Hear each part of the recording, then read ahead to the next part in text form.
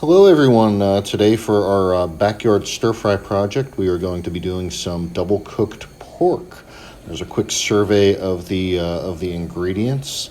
As I prepare to fry the pork up, I'll tell you what we're going to be putting in today. So what we did was we took some pork belly and sous vide it in a bag at 165 degrees Fahrenheit. We added in some white pepper, kosher salt, and crushed garlic. Sous vide it for a good 90 minutes, then threw it in the freezer for a quick chill. Chopped it, cubed it, tossed it in a bit of cornstarch, and here we are in our hot wok, tossing around our pork belly, working to try to get a nice brown crust and render some of that additional fat, that delicious pork belly fat that is there with all those delicious juicy pork chunks. So as you can see, it's taking a bit of time to do, giving it a lot of liberal shakes here, and plenty of stirring here with my wok stick.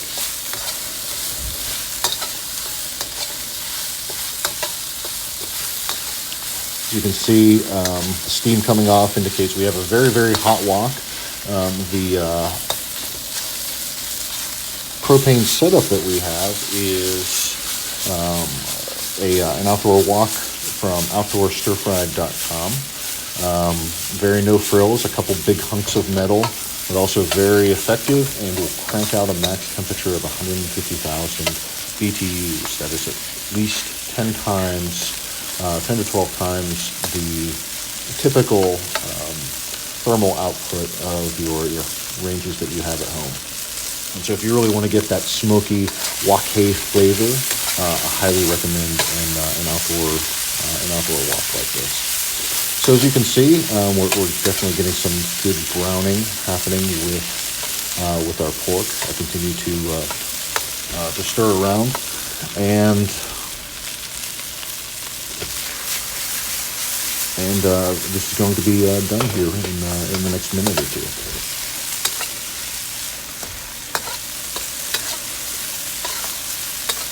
I will say, for those of you that like to hit the gym, the stirring and shaking is quite the forearm workout. So if you're interested in doing stir fry, it can make your arms day go a little lighter if you'd like. Look at that good steam, indicative of great heat. And we're just giving it a couple final tosses here.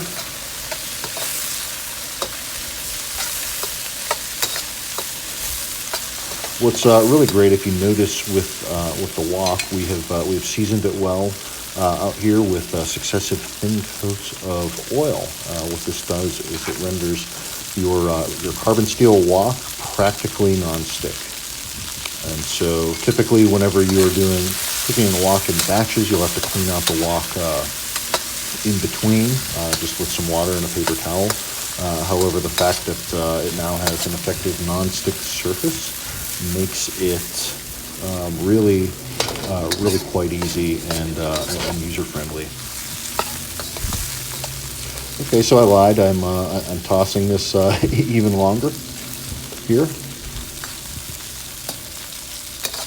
So you can see great browning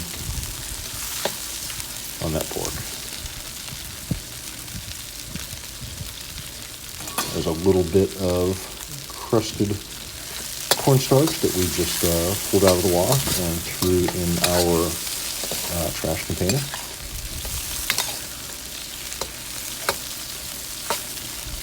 What I love about pork belly is it is obviously the same cut of meat that bacon comes from, but this isn't cured or smoked, but it has that real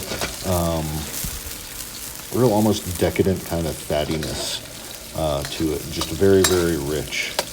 You can't eat a lot of pork belly all at once, but nonetheless, it really makes for some sublime stir fry, as me and my family have found out.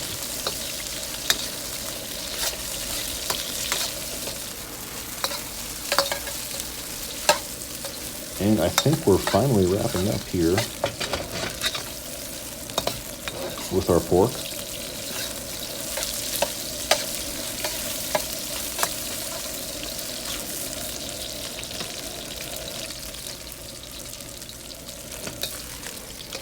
And we're going to take it off and put it on the side here. You see the great steam coming off of it, very hot.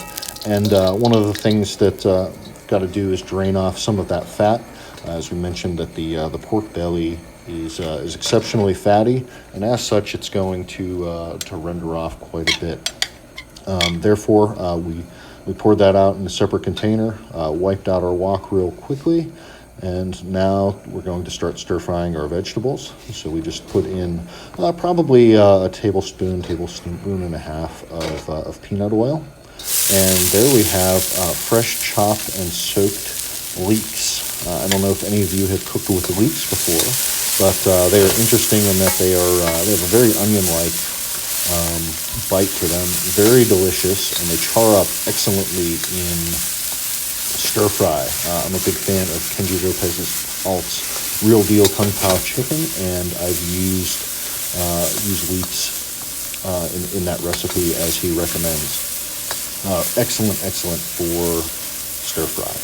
But the nice thing, or rather the interesting thing about leeks is you've got to chop them up and then soak them, because they have these little rings that the dirt of the ground will get in. Okay, here I'm doing adding what is really a staple to all my stir fries. Really the holy trinity of stir fry, which is scallions and garlic and chopped ginger. The flavors just always work very, very well together. There I've added just a can of pre-diced pineapple. You don't need to cut pineapple yourself. Canned pineapple works very well. So really what we're hoping to have here is the leeks that are balanced off with with the ginger and the garlic and the scallions. I also added a couple of red chili peppers in there that I had soaked in some water beforehand. And really we're getting a nice smoky, flavorful set of vegetables that's going to go great with our pork. So here we are. We're gonna toss our pork with the vegetables and make sure that gets nice and combined. And eventually here you'll see me add our sauce. And what we did for our sauce was I took the juice from the pineapple and added with it a couple tablespoons of soy sauce, of brown rice vinegar, some brown sugar, some sesame oil, and some fermented chili paste, which really gives a nice funky sort of spicy flavor, and then probably about a tablespoon and a half of cornstarch in there. And so that will ensure that once the sauce hits the wok and is combined with our delicious ingredients, we are going to get something that will thicken up and be plenty tasty.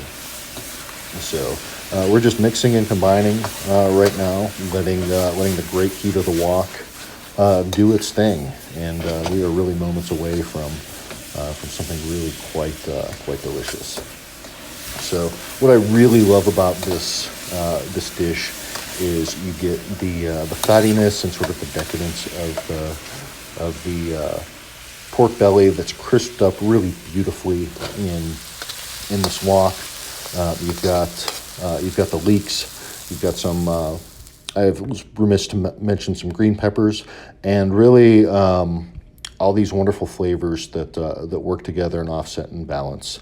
So I think that about wraps it up for this edition. This is twice cooked pork belly stir fry in the backyard once again, and I look forward to seeing you next time.